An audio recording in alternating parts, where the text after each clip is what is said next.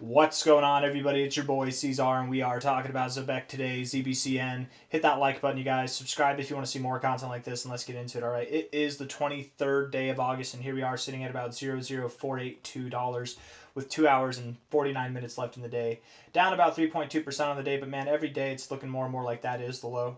I had somebody asking me if I thought that ZBCN would come back down to 0.04. And you know, I got to let you down gently. I don't think it will. No, I don't think. I think that was your chance. Yesterday was your chance, man. And I'm going to say the same thing that I said, I think, in my last ZBCN video. If you're looking to get in, just get in. I don't even care if you bought the top. That's probably better than waiting for lower prices, because maybe they come, maybe they don't. But what's coming is going to be, like, this is insignificant. Who cares, right? Like, it's insignificant. It's absolutely insignificant. So, not financial advice, not a financial advisor. If you're trying to buy some ZBCN, what better time to buy than at a prior point of resistance here? It might be more obvious on a 4-hour time frame. Prior point of resistance here, and support here, and support there, and resistance here, right? What better time to buy? You want it to go a little bit lower, what, 5%, 4%? Does that matter when we're dealing with something that's going to do a 6x or more? Like, does that matter? I don't know. I mean, hell, it could do a 9x even, maybe an 8x, right? Come on, let's get this high to low. From the 786, 886 down to the 0.5, that's a decent retracement there, and then back up, man. Yeah, you're looking good.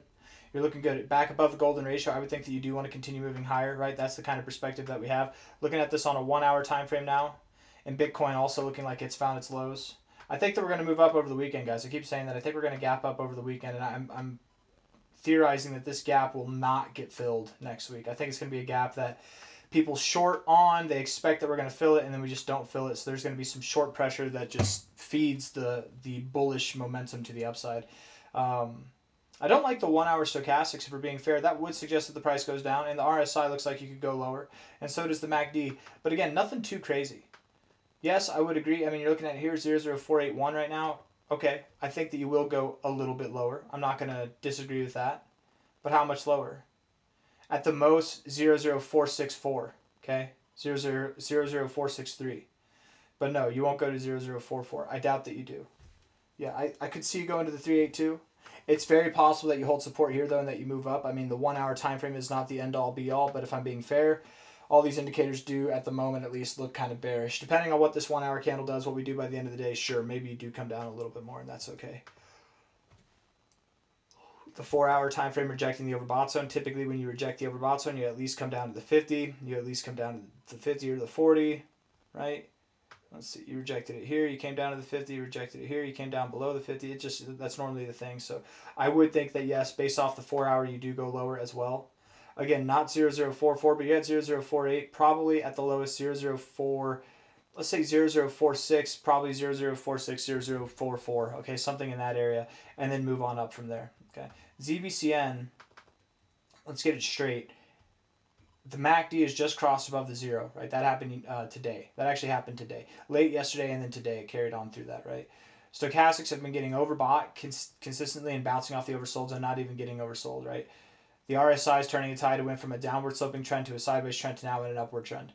You've got all these things that are going to bring some very bullish price action over the coming days. We're on the 4-hour time frame, so every 6 candles is 1 day. So over the coming days, we're going to have some very bullish price action. You don't want to mess with the downside. Not financial advice, not a financial advisor, but if you're holding out, again, the amount that we're talking about is very negligible. It's that amount.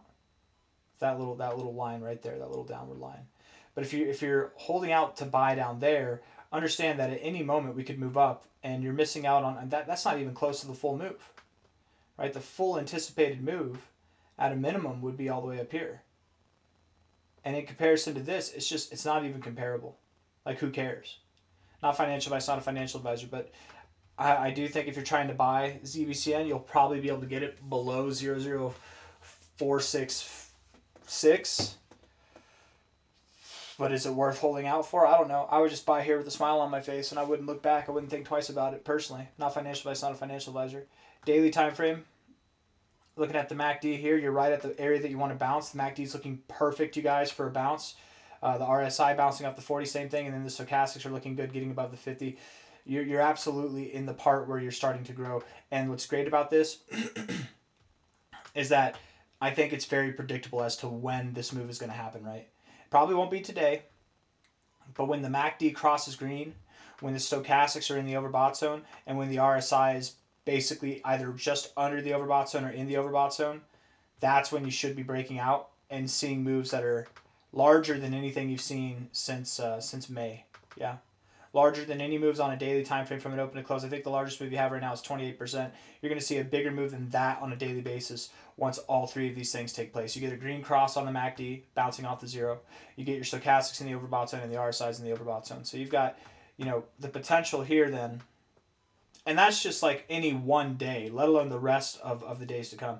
You've got the potential here to maybe drop 4%, but the percentage up is going to be greater than probably 30%. Like you're going to see a big move coming up any day now. It could be tomorrow, it could be the next day. Certainly by the end of this month, you're going to really kick things off. I wouldn't be surprised in the least if you're at new all-time highs by the end of the month. And then ultimately, of course, we're going to that 3 to 4.5 cent area, 2 cents at a minimum. Someone asked if I think 6 cents is possible by October. I think it's possible. I wouldn't bet against it. If someone's like, I'll bet you ZBCN doesn't get to 6 cents by the end of October, I wouldn't take that bet, but I also wouldn't be betting against somebody that's saying, I'll bet you that it does hit 6 cents by the end of October. I wouldn't bet against it because it's very possible. It could happen. Certainly 6-7 cents by the end of the year and beyond that. Sorry, my ring light just died. This thing is, I need to get a new one. It's, I'll show you guys. And this wire is like hot, bro. It's super hot. It just, I don't know. I feel like I look different with ooh, it's so hot, man. Whenever the light's not on. It won't work. Anyways, whatever. Oh my god, it's so hot, bro. It's like melted. Something's misfiring in it. Anyways, I thought the wire was delicate and it was just falling apart, but really what I think is happening is the port is like overheating the wire.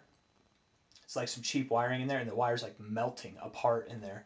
That's what I think is happening. But anyways, moving on up, C-Zar's going to get a new ring light with some ZBCN gains. I don't actually own any ZBCN, so maybe, sir, if you could spare some change for a ring light. No, I'll be fine. I'll be able to get one. But anyways, thank you guys. Hit the like button, subscribe. I'm done. I need to move on. All right, bye.